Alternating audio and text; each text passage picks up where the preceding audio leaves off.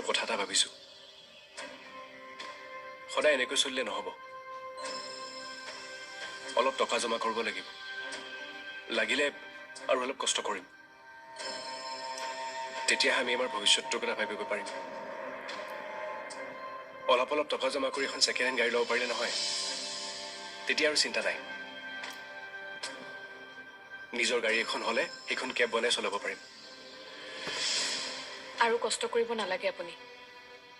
দিনটোত কিমান কষ্ট কৰে মই জানো দেখা নাই আপুনি নিজৰ দেহাটোৰ কথা ভাবিব লাগিব তাতে আপুনি মোক পঢ়োৱাৰ সিদ্ধান্ত ল'লে তাতেওতো যথেষ্ট খৰচ আছে সেইবোৰ তুমি ভাবিব নালাগে মই মিলাম সেয়েহে মই আপোনাক আৰু দুটামান টিউশ্যন কৰিম বুলি কৈছোঁ বিশ্বাস ৰাখক মোৰ পঢ়াত একো ক্ষতি নহয় নালাগে নেকি নহ'লে মোৰ বেয়া লাগিব জানেনে আপুনি কষ্ট কৰি যাব আৰু মই বহি বহি খাই থাকিম তেনেকুৱা পত্নী মই নহয় প্লিজ মোক অন্ততঃ দুটা টিউশ্যন কৰিবলৈ দিয়ক প্লিজ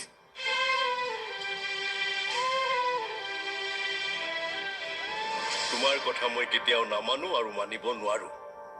মই জানো মোৰ কথা মনাটো এতিয়া আপোনাৰ বাবে টান হ'ব কিন্তু আমি অভিৰ কথাওতো ভাবিব লাগিব সি জানো আমাৰ কথা ভাবে ৰিয়াৰ বাহিৰে সি আন কাকো চিনি নাপায় হ'লেও আমি আমাৰ মাক দেউতাকৰ দায়িত্ব পালন কৰিবই লাগিব সি নুবুজিলেও আমি বুজাবলৈ যত্ন কৰিব লাগিব যে আমি তাৰ লগত আছো নহ'লে সি বিপথে যাব তুমি অভি কেতিয়াও বিপথে নাই যোৱা বুলি ভাবিছানে এতিয়াও অভি ৰিয়াৰ পক্ষতে আছে কিন্তু মই সি আৰু বেয়া হোৱাটো নিবিচাৰো সেয়ে কৈছো তাক আৰু খং কৰি নাথাকিব পাৰিলে আপোনাৰ ব্যৱসায়ত তাক পুনৰ সোমোৱাই লওক আপোনাৰ সহায় হ'ব তাক ব্যৱসায়ত সোমোৱাব লাগিলে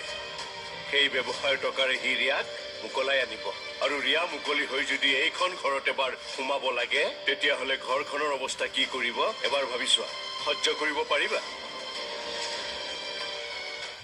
এই অতনু বৰুৱাৰ নিজৰ ভৰিত কুঠাৰ মৰাৰ স্বভাৱ নাই